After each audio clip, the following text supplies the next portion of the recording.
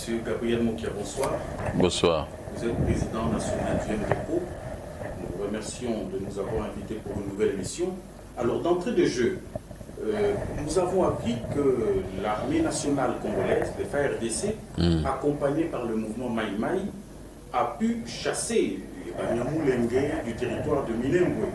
Et que présentement, cette contrée se trouve sous le contrôle de l'armée nationale et des Maï Maï que nous avons cités. Quelle est votre appréciation de cette situation? Très bien.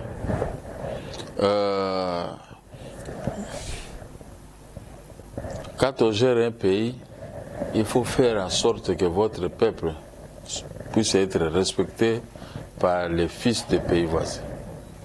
Il faut faire en sorte qu'il y ait la paix, la calmie et la tranquillité dans votre pays. Or, cette paix qui nous manquait depuis des années, il y avait toujours des foyers de tensions au niveau de Minembwe, Rutshuru et partout, et Beni actuellement. Mais on manquait un guerrier pour pouvoir mettre à déroute tous ces gens-là.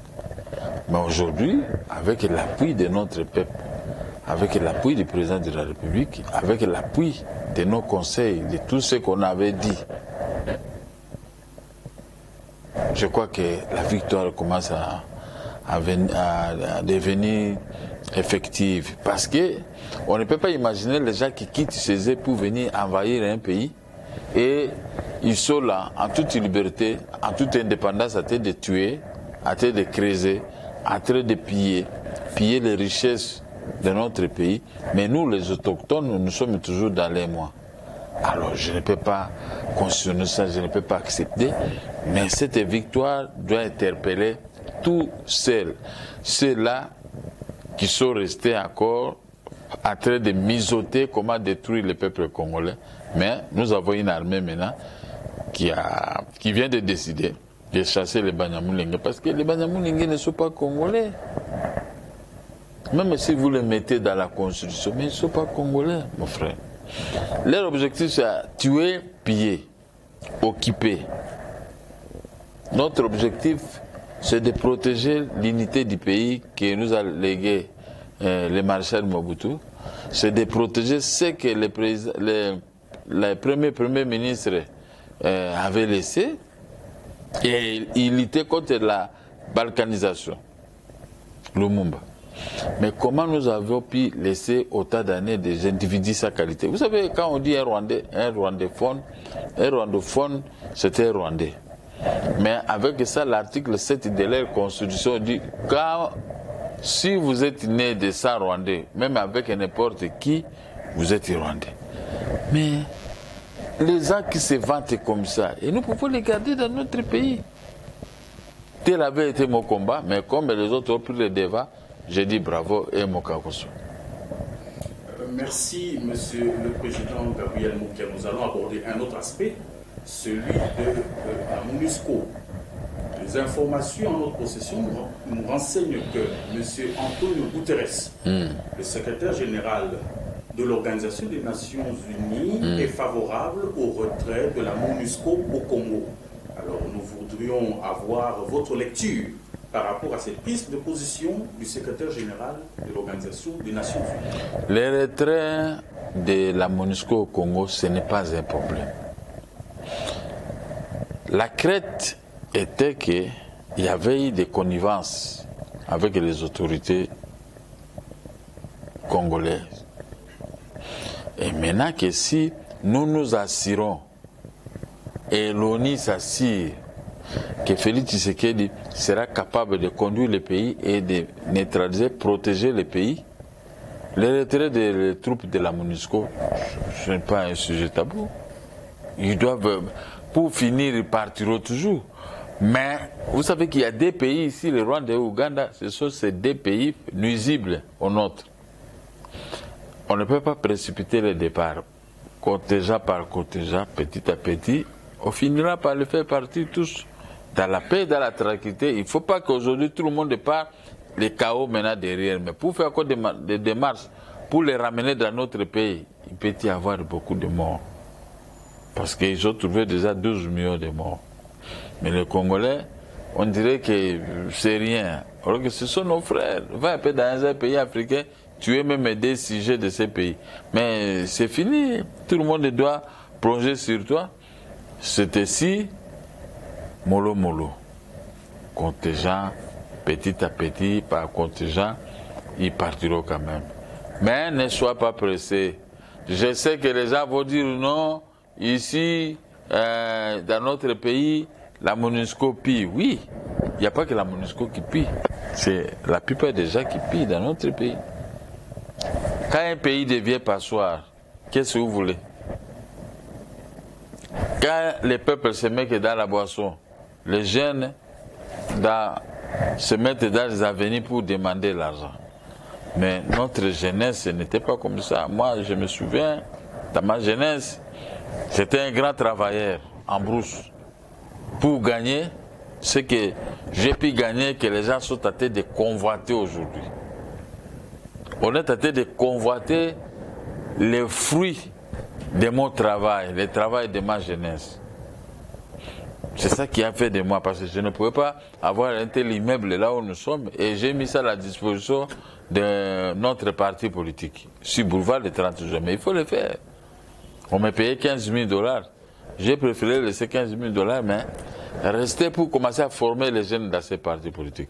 Mais si nous tous, nous prenions conscience, le pays ne sera pas tel que nous sommes en train de voir aujourd'hui. Parce que quand vous vous promenez même dans le centre-ville de la capitale, vous allez vous rendre comme si vous êtes même pas à Goma, dans une province nouvellement créée.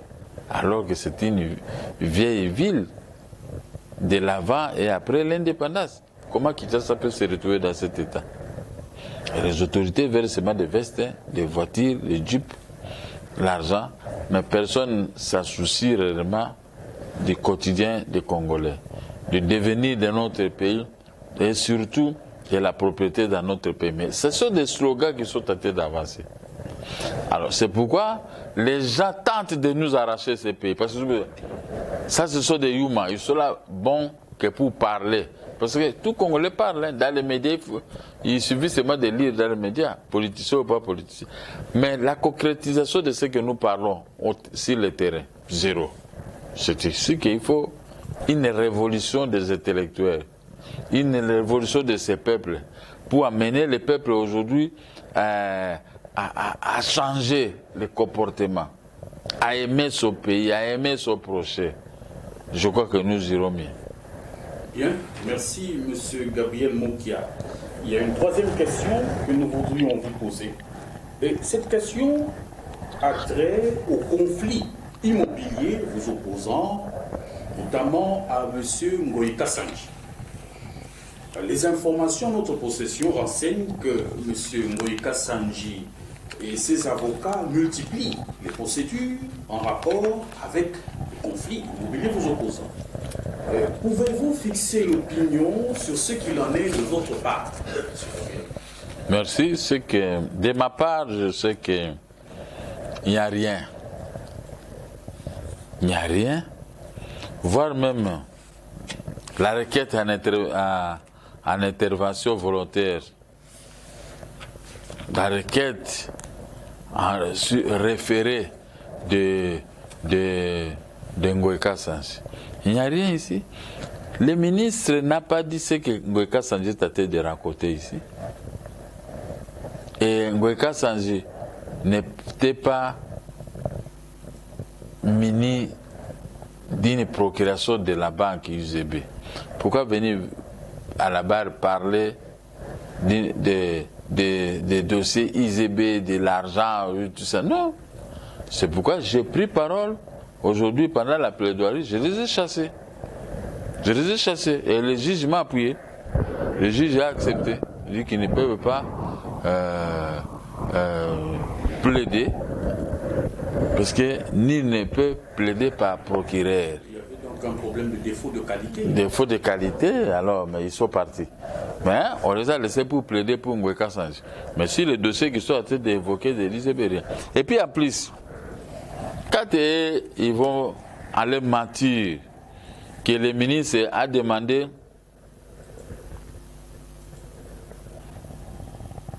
la demande de Gabriel Moka, c'était de l'établissement que le ministre a demandé qu'on puisse établir le certificat au nom de Gabriel Moka. Non, le ministre des Affaires foncières n'a pas demandé.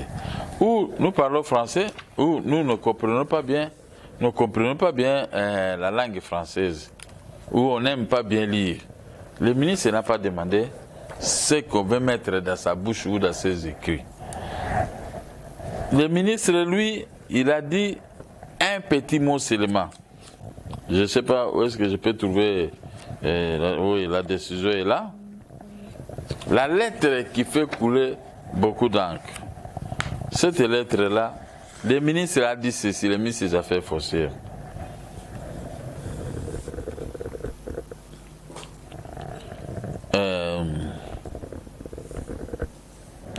La cour d'appel de Kinshasa-Gombe, lesquels avaient ordonné l'annulation des titres des adjudicataires et leur déguerpissement,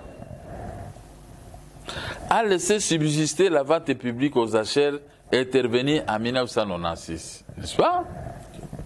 Ainsi que les effets juridiques y attachés. Les adjudicataires sus-identifiés étant rentrés dans leur statu quo,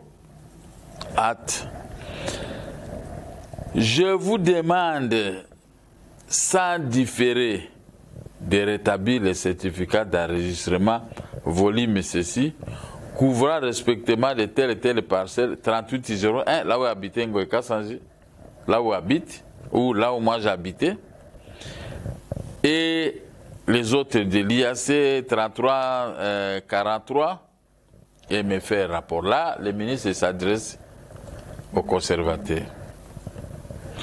Comme ces biens ont eu à faire l'objet de décisions en faveur de Gabriel Moka, vous comprenez? Il lui appartiendra de solliciter leur mutation à son nom. Mais c'est clair. Le ministre n'a pas dit que le conservateur va établir le titre au nom de Gabriel Moka. Non, le ministre n'a pas dit ça. On peut faire dire au ministre ce qu'il n'a pas dit.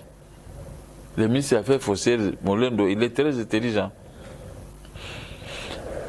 Établissez d'abord le certificat des adjudicataires qui avaient gagné, le certificat qui avait été annulé par un arrêt de la cour d'appel. Ce n'est que dès que vous avez ce certificat, vous remettez aux adjudicataires. Gabriel Moka, sur base des cessions qu'il détient de ses frères, peut maintenant solliciter auprès du conservateur. C'est le français. C'est le français. Le français est clair.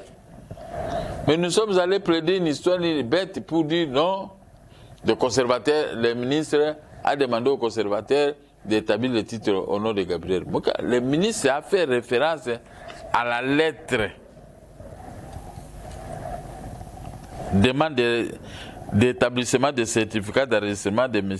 Gabriel Moka si les parcelles. J'ai été saisi par M. Gabriel Moka Mandembo, par sa lettre référencée, tout ça, laquelle il demande l'intervention pour obtenir de vous ce qui reprend la marge, à s'appuyer sur les arrêts RC 2742 et RC 39, RCA 4243, rendu à date du 23 mai 2018. L'examen de sa demande et des pièces la sous-tentant relève que toutes les démarches de restitution de ces immeubles menées par l'impétra auprès des différentes autorités politico-administratives, dont notamment les ministres d'État, ministres de la Justice, les ministres des Affaires foncières, se sont avérés sans succès. C'est dit le ministre. C'est le cas par exemple de mes prédécesseurs qui, après avoir instruit par les lettres référencées, tout ça, de 12 et tout ça, de 10 avril, les conservateurs a établi en faveur de l'EPETRA les titres de propriété, ont fini par se raviser. et rapporter les termes de leurs lettres. C. À la suite de vos explications tendant à considérer que les immeubles dont il est question ont fait l'objet d'une série d'imitations et même de morcellement au profit des tiers acquéreurs.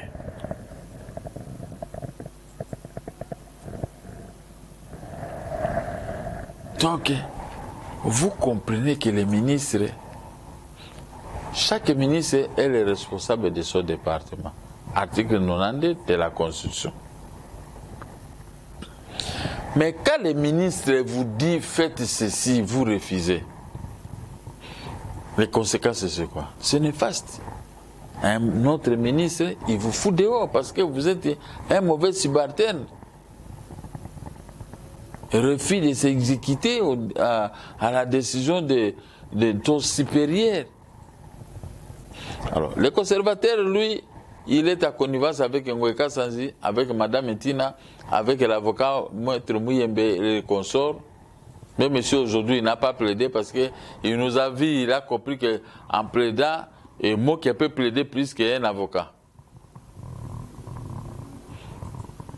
Je les ai regardés comme ça dans les yeux pour demander au juge du président, ce sont des mafiataires. Je les ai traités, ce sont des mafiataires.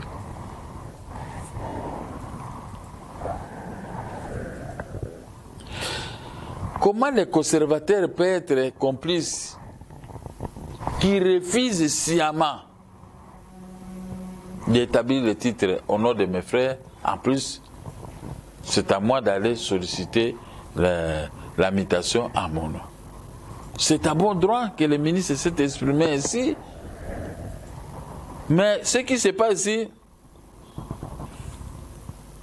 c'est une histoire boutiquée par un groupe de voleurs. Je pèse bien le mot. J'ai dit même au juge président aujourd'hui. C'était un groupe de voleurs amoureux de mes biens. Au boutiqué une histoire, quand vous allez à l'auditorat, le chef de l'auditorat est là avec eux. Quand vous allez, c'est le président du tribunal de Gassé de la Gombe, mafiataire, il est avec eux. Quand vous allez, c'est le conservateur, il a pris en otage celui, on le dicte et il fait leur volonté. Maintenant, où est-ce que vous pouvez aller? Il faut que Dieu fasse grâce, que vous puissiez vous retrouver avec les gens qui ont la bonne volonté, qui connaissent les droits, qui sont en train de suivre l'actuel président de la République dans son état de droit. Là, vous pouvez avoir gain de cause. Mais si seulement ces archaïques ici, qui m'ont mis mal à l'aise depuis qu'on a prononcé l'arrêt 2742 jusqu'à aujourd'hui, je ne suis pas encore entré à Poinçon de mes maisons. C'est parce que il y a des mains noires partout. Mais un tel pays, peut-il aller de l'avant? Je dis non. Je dis non, mais c'est les journalistes. Parce que les combines détruisent la nation, détruisent les institutions. Si le président de la République ne prend pas garde, les combines de ses agents, des membres du gouvernement peuvent aller attamer son autorité. Mais il faut qu'on soit prudent. Il faut que les chefs d'État soient prudents. Et certains ministres, comme le ministre Molendo, ce sont déjà trop prudents parce que beaucoup de gens appelaient reçus dans la ville de Kinshasa encore des combines de maisons. Il y en a beaucoup qui sont morts. Il a laissé sa maison. Il a raison. Les magistrats, les conservateurs et les autres, ils font des combines pour lui arracher. D'ailleurs, la République démocratique du Congo souffre. Toutes ces maisons sont parties. Les maisons où habitaient les professeurs, les médecins, les généraux, et tant d'autres, ces maisons sont vendues comme ça gratuitement par des individus sans qualité. Mais il faut les hommes de temple comme nous, le mot qu'il y a pour dénoncer et en parler. Et il faut les hommes comme le ministre actuel de l'affaire foncière, qui lui ne regarde pas, même si vous l'amenez de l'argent, il ne peut pas prendre. il veut rendre justice. Voilà là où nous en sommes, mais les choses sont là. Nous sommes à train de voir comment nous allons nous en sortir pour atteindre. Mais j'ai compris maintenant qu'Ngweka Sanji, vraiment c'était un roublard. C'était un margoulin de haut niveau. C'était un margoulin de haut niveau. Comment voulez-vous la maison là qu'elle est en train de se vanter, que c'est sa maison? Moi j'étais là, je lui défendais quand il était en prison. Je sortais dans cette maison pour lui défendre et payer les émissions avec mon argent. Il sort de la prison, moi aussi je suis arrêté. Lui maintenant il vient à acheter ma maison, il dit que c'est sa maison. Non, moi j'ai acheté en 1996, lui dit qu'il a acheté cette maison en 2013. Regardez l'écart. Nous avons une différence avec Ngweka Sanji de Neva. Moi je suis sauvier de Neva. Regardez un petit comme ça, il se comporte comme un petit délinquant de la rue. Ce n'est pas possible. Un bien d'autrui. Je dis aux juges, messieurs les juges, il faut pouvoir nous départager. La loi interdit l'établissement d'un certificat si l'arrêt que vous avez acheté cette maison avec que vous avez acheté avec ça la maison n'a pas acquis l'autorité de la chose jugée. Mais ils n'étaient pas capables d'ouvrir leur bouche pour nous comprendre. C'est par là j'ai compris qu'il a des petits avocats.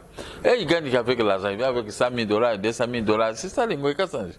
L'argent de la République, l'argent des diamants qu'ils ont ramassé comme ça. Moi je viens avec les droits, avec la tête. Puisque c'est un bien qui m'appartient, j'ai montré les titres, j'ai tout montré. Je n'avais pas de problème. Et ils viennent d'avoir des titres, ils ont dit que ça fait au moins 5 ans ou 6 ans.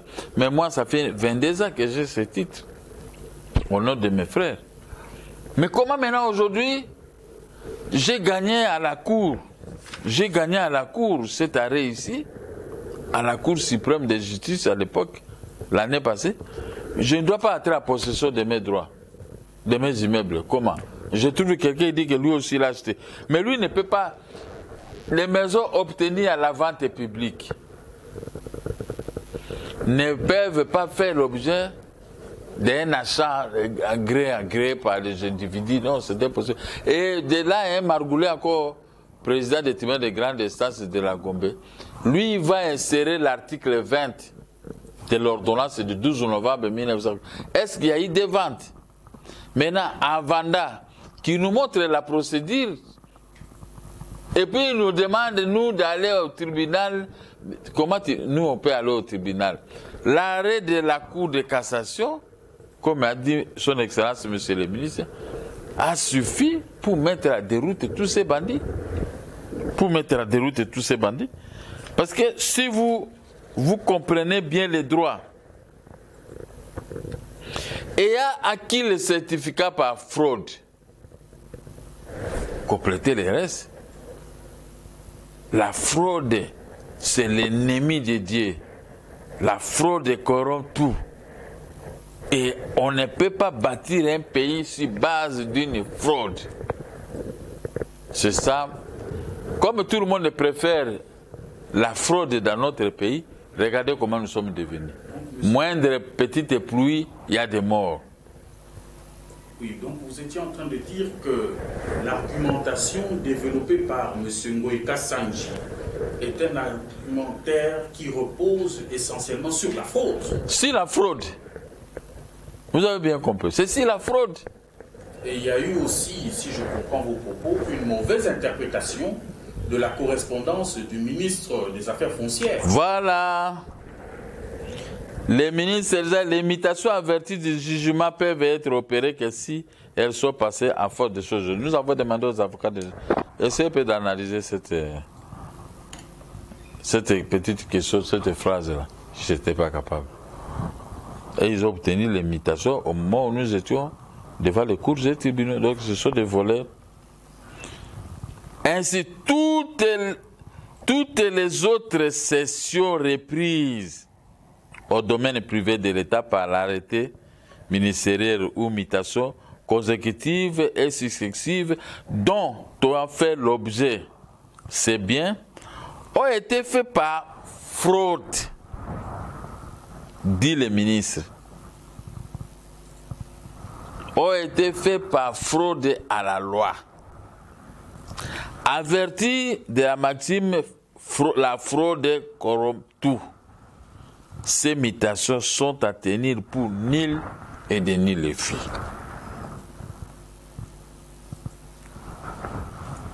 Le ministre, il est le patron de ce département. Quand il vous dit que le conservateur, les documents que vous avez signés, c'est faux. Et c'est faux. C'est comme ça qu'on vient de lui prouver. Mais il n'était pas capable. Et j'ai informé le juge. Hein. Voici un certain Mouyembe qui est là. Il est venu, celui qui amène l'argent auprès des juges d'une manière nocturne pour gagner. Le juge lui a dit, en tout cas chez moi, je ne veux pas autoriser quelqu'un pour venir avec de l'argent. Je dis oui, très bien.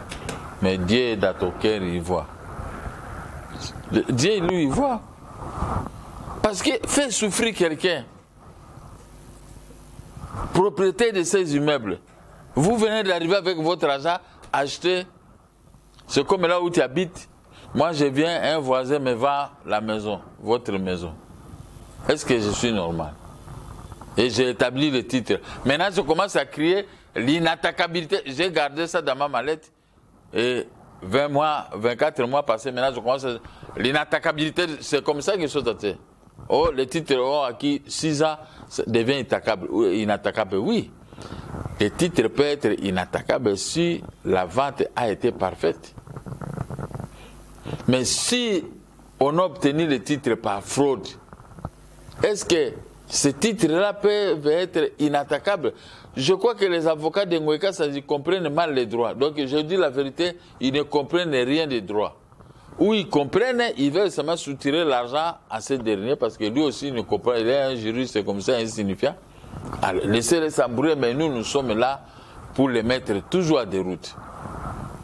Bien, je crois que l'opinion est fixée sur l'état d'avancement de votre dossier, conflit foncier, vous opposant à Ngweka Sandji et consorts, et que présentement vous êtes au niveau du Conseil d'État, et que suivant vos propos, vous êtes foi en la justice, et que la justice tranchera en faveur du droit. Bien, Monsieur Gabriel Mokia, nous allons avancer dans notre émission.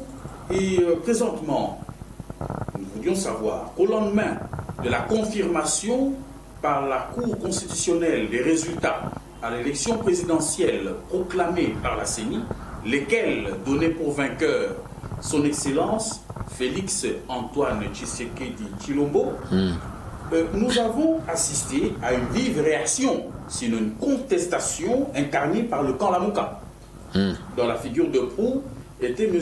Martin Fayoulou, de l'assez formé un camp d'opposition. Mais présentement, il nous semble que l'opposition est affaiblie, sinon essoufflée. À quoi cela serait dû, M. Gabriel Mokia? J'ai cette impression, parce que l'opposition que nous on faisait, ce n'est pas ce que je souhaitais de voir aujourd'hui. Nous, on ne dansait pas, on faisait la vraie opposition. Moi, j'avais attrapé l'AVC. J'ai été guéri en courant. Je suis arrivé au siège de l'opposition sur le boulevard Triomphal. On me tenait comme ça. Arrivé vers Maman à pied, quand on a tiré les balles et les grenades de lacrymogène, j'ai couru, l'AVC aussi est parti. Voilà les bons côtés que j'ai trouvé de l'opposition. J'étais malade, mais suite à cet athlétisme que j'avais utilisé l'autre jour, l'AVC était parti. Mais arrivé à la maison, j'ai commencé à conduire la voiture, à bien parler et à me promener comme ça dans la parcelle. Les enfants, et tout le monde me regardait avec joie. Mais, et puis, dans l'opposition, nous, on faisait des propositions. J'ai appris que l'opposition fait des propositions pour aller à 18 mois de transition. Oh là. Et celui que Dieu a confié, le peuple a confié plutôt les mandats. Il va accepter que tout le monde puisse venir envahir où il a gagné, il doit montrer de quoi il est capable d'exécuter ce programme que le peuple a écouté pendant la campagne électorale. Et maintenant, il va s'associer avec tout le monde. Le leadership de l'opposition est disputé par des gens dont je n'ai même pas la maîtrise. Comme je me suis écarté de cette affaire, je suis du côté du pouvoir, nous le regardons maintenant de loin. Faites l'opposition, ils dorment. Faites l'opposition, proposez, formulez des contre-propositions sur base de l'article 8 de cette loi. Zéro. Alors, qu'est-ce que vous voulez que je fasse? C'est à eux maintenant de montrer qu'ils sont des opposants. Un opposant ne dort pas, moi je ne dormais pas. Moi, ma femme m'a acheté des costumes à peu près tous les jours pour aller à la réunion de l'opposition. Je n'étais pas seulement un simple opposant, j'étais aussi chic.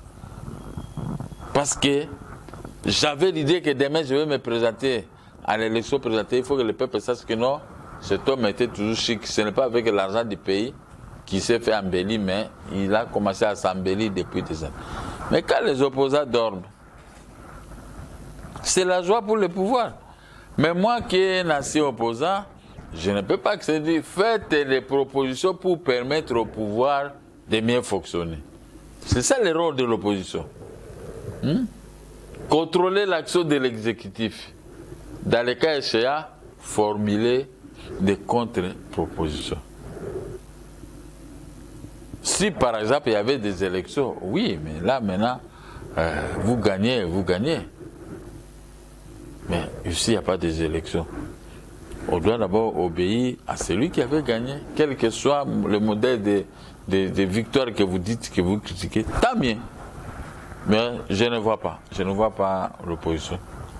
J'attaque des bruits dans les réseaux sociaux, mais sur le terrain, rien.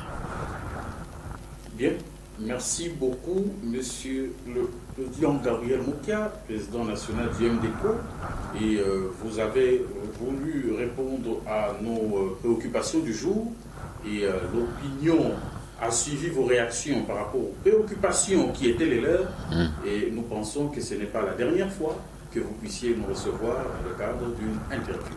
Merci, Monsieur le Président Gabriel Moukia, et merci à tous nos spectateurs. Merci, c'est moi qui vous ai remercié, et bonne chance à ce que nous sommes en train de faire.